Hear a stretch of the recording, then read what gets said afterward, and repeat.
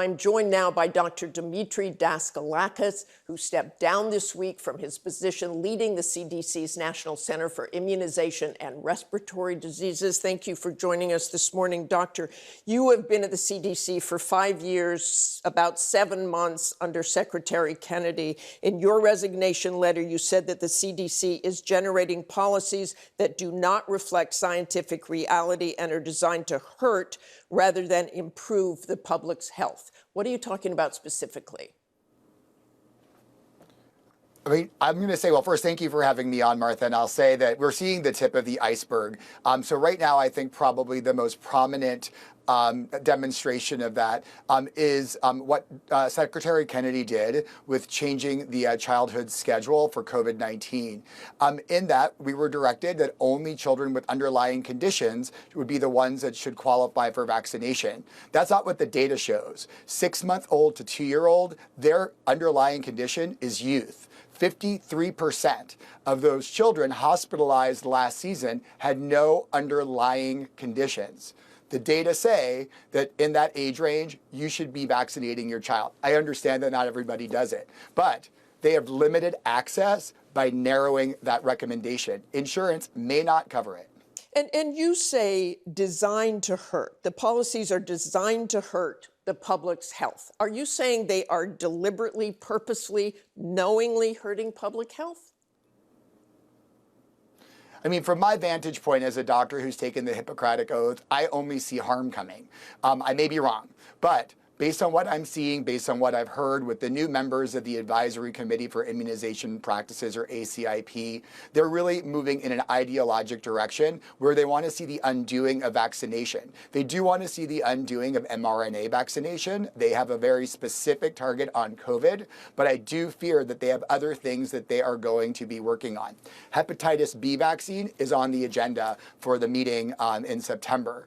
I predict that what they're going to do is try to change the birth dose of hepatitis B vaccine so that kids don't get it when they're born. So if you have a mother who is well connected to care, you know her hepatitis B status, that may not matter very much. But if you have a mother who's not gone to prenatal care, who comes in to deliver, we have one bite at that apple so that child gets that important hepatitis B vaccine. Why does it matter? Kids who have hepatitis B, they get liver scarring, it's called cirrhosis, later in life.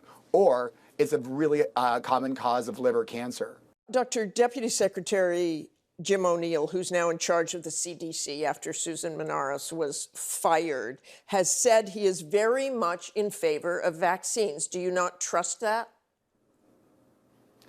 Honestly, I really want to trust it. Because I do, as someone who's worked in government, I have faith that the people who are given positions of prominence over health agencies generally are people who are looking toward the public health. But based on the very first post that I've seen from him on X, where he says that CDC scientists manipulated data to be able to follow an ideology or an agenda in the childhood schedule, makes me think that I know what leader he serves, and that leader is one that does not believe in vaccination and will say we're not going to limit access to vaccine, but what they're going to do instead, yeah, it'll be on the shelf, but you're not going to be able to find it at a pharmacy. That's already happened. CVS, Walgreens, because of this confusion, they're not going to stock it, or they're going to require a doctor's prescription. So this destabilization of trust in experts, again, skepticism is good.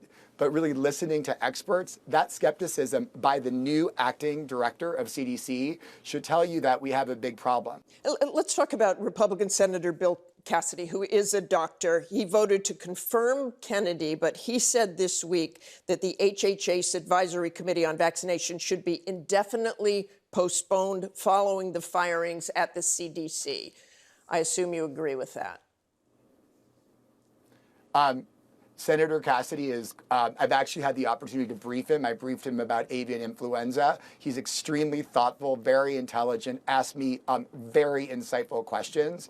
I think that we are really singing from the same songbook, that right now it doesn't seem as if that committee is going to be able to have disimpassioned discussion and debate, and instead it's going to be a platform for people who are pushing an ideology to try to change science and also to impact the health of American people. I think that that is really good advice from Senator Cassidy. And you made the decision to leave, saying there is not a path for doing good for public health at the CDC. So what effect will this have on the CDC? All these resignations, your resignation, are you worried about what you're leaving behind and that others may follow you?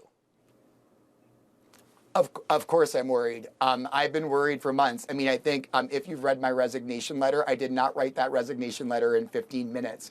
I have been ready to do this when I felt that I hit the line. And I hit the line when both I didn't think that we were going to be able to present science in a way free of ideology, that the firewall between science and ideology has completely broken down. And not having a scientific leader at CDC meant that we wouldn't be able to have the necessary diplomacy and connection with HHS to be able to really execute on good public health. Both of those things mean that I can't do my job and that my scientists can't do their job. When that happens, that's the beginning of harm. And that's the end of what I can do as a physician who said that first I would do no harm. Okay, thanks very much for joining us this morning, Doctor.